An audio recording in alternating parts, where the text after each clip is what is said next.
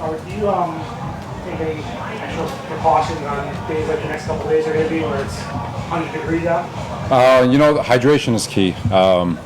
Your body doesn't respond to the water you're taking in now. It's 24 hours from now. So they've got to be very conscientious, especially for today, because tomorrow we got pads on. And so the precaution is just being aware of self and making sure you're taking care of yourself so you can put that little bit of body armor on for when these days do come. You guys have had kind of an interesting practice structure in the way that you've ramped up and then come back down, and ramped up and then come back down. It hasn't necessarily been like 2 or 3 days in a row of just 100 miles an hour. You kind of give the guys a chance to I guess, rehab in a way. Is that something you learned from San Francisco? Is that something you learned from the medical staff here? Where did that kind of come in? A little bit of both. I do take an interest in the science of the body and all that stuff, and just the overall health of it, and it's been proven that if you just stack 100-mile-an-hour days on top of another, you're really wearing out the body in terms of its ability to not get hurt, for lack of a better word. But so we look at it like we go high and then low to give these guys a chance that when the pads do come on, they give us everything. And it's a very, very rigorous. These padded practices are very, very hard. We're doing a great job. Their players are doing a great job getting themselves calloused for the season. And so we still think we're able to accomplish exactly what we want. We've been, knock on wood, pretty darn healthy. And because of it, we feel like the quality of work we're getting is pretty darn good. You did more 7-on-7 than you did today. Yeah, so yesterday was a bruiser. I mean, the O-line, D-line took over 45 snaps in practice, and it was hot, and I just wanted to give those guys a little bit of a break, because tomorrow we're going to stack up another padded practice that will get to about 50 snaps. And to give those guys a chance to recover. We're already down on the O-line a little bit, so I just wanted those guys to, those extra 6 plays of third down weren't going to help anybody. I'm probably going to jinx this for tomorrow, but I think this is one of the first camps I've seen where you're into the third week, the pads have been on, and there hasn't been like that training camp fight per se. Oh. I mean, even when like Pirine hit Joyner the other day, like the two guys got up and they were in each other's face, but like almost encouraging each other. Does that speak to the players that you have and the way that these guys are bonding together to this point?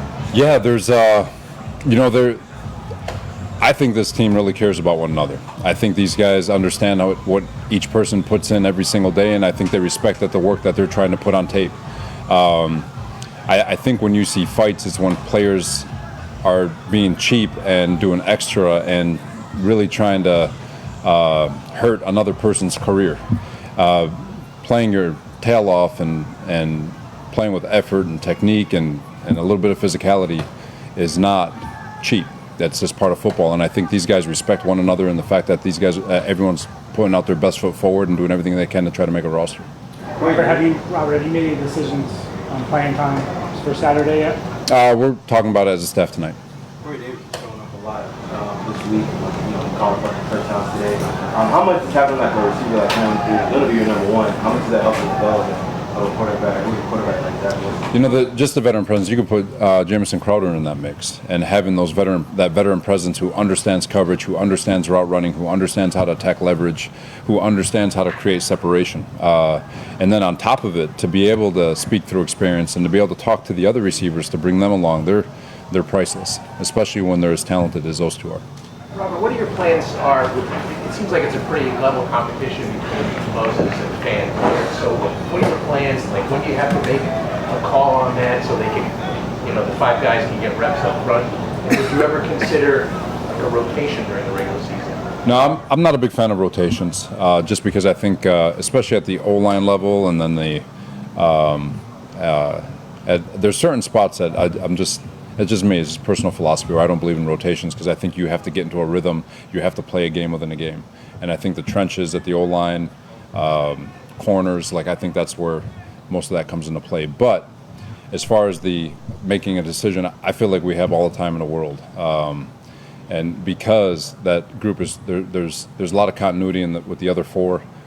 Moses and George are getting run with the 1s and 2s, and it's just a matter of the constant communication between all of them.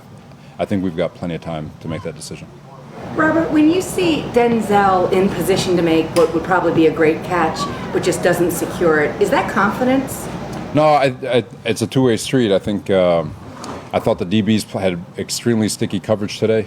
Do you want him to go up and moss the DB and go get it? Absolutely. And but it'd be a phenomenal play for anybody to be able to do something like that. So the biggest thing is to go up, compete, and understand that those are 50-50 balls. And the expectation for the DB is to go take it, and the expectation for the receiver is to go take it. So both of them get paid, and both of them are competing. And so he's won a couple of those battles, and he's lost a couple of battles, but it's been a great competition. Here every day like these folks, so this, I don't know if this is repetitive or not, but it seems like there's at least some theme that maybe this organization's ready to give up on Mims at this point. No, absolutely not. There isn't a player in this organization that anyone's ready to give up on, and we're in the second week of camp, so they haven't even gotten a chance to go against another roster yet, and they've got 3 opportunities to go against other rosters and to continue to compete and play and establish themselves as what we want as on this 53-man roster. But every single player is competing their tails off, and they're doing a really good job, and I'm just excited for them to get an opportunity to go against a different colored jersey.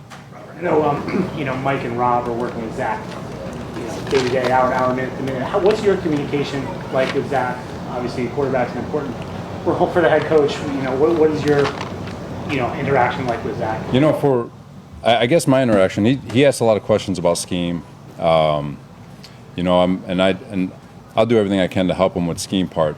I don't want to mess with the messaging with the quarterback, and so I'm listening in, and I'll talk to Mike LaFleur and give my thoughts, and then he can take whatever I say and give it to the quarterback.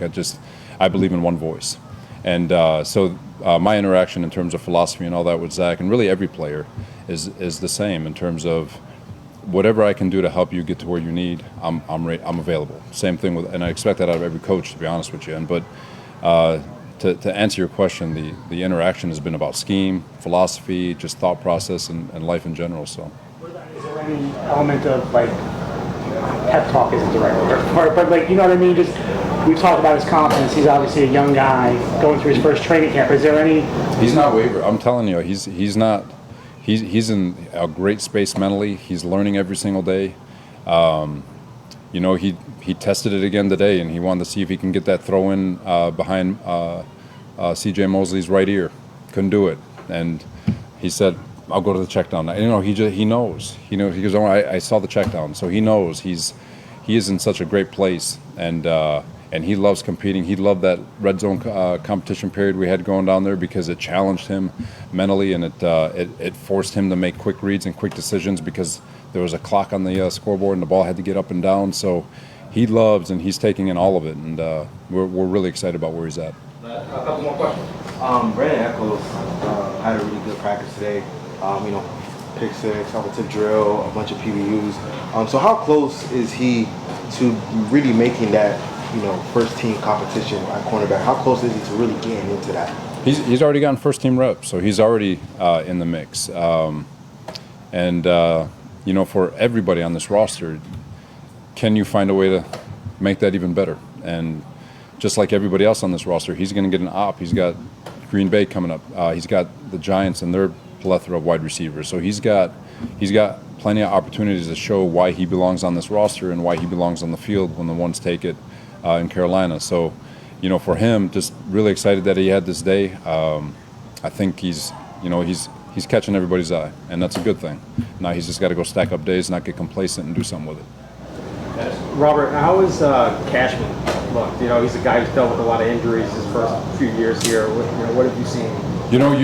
You see the speed, you see all the stuff, you see the athleticism. He's very smart, can play all 3 positions. Same as everybody else. I'm really excited for him to get these ops against different offenses where you don't know when everything our guys know where every single route by now. I mean, it's just been repetitive, but for him to get these ops to go, he's dominating special teams like we all know he does. Now it's a matter of getting on the field and doing it on defense, and he's done it before. He's a phenomenal linebacker, and we're really excited to see him get to work. You mentioned CJ's play on the ball. We saw Sherwood make a play on the ball. How critical has that become at linebacker? It's no longer Dick Butkus and Jack Pembroke, that kind of, because of the way offense is involved. How critical is coverage now for that position? I've always, I think we learned it way back in 2012 that the evolution of the running back and the passing game was far outpacing the linebacker. And so we've had these smaller, longer, faster linebackers since 2012. And so when you look at the pass game in our system, we ask more out of our linebackers, I think, than any system in football. They are stressed heavily in the pass game. They're almost asked to be supermen to a degree. But the good ones can do it. You see Fred, Bobby Wagner, Paul Postlesny had a very successful career in Jacksonville. KJ Wright. You can go on and on with all the guys that have had success in the system, and Deion Jones when Dan Quinn was at Atlanta. So we've got a lot of faith in the linebacking crew that we have. We feel like they've done a really good job in taking the system, attacking it, and absorbing all the stress that's put on them, and they're getting comfortable. But they're about to see different schemes, and it's going to create a whole new set of challenges for them. So it's going to be a great learning experience over the next 3 weeks.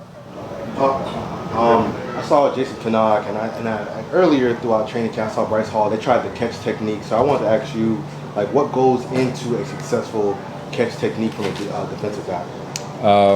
Define your version of catch for me, because there's. So like when you're just sitting at 6-7 yards, and then like you're kind of squatting on the receiver ground. Okay.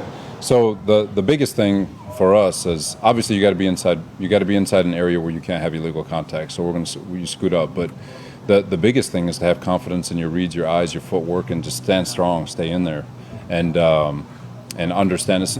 It really comes into play when you're getting those condensed splits and all that stuff. But the biggest thing is patience, absolute patience, and get in front of the receiver to give yourself a chance to break in either direction and make a play on the ball. Thanks, everyone. Thanks, everybody.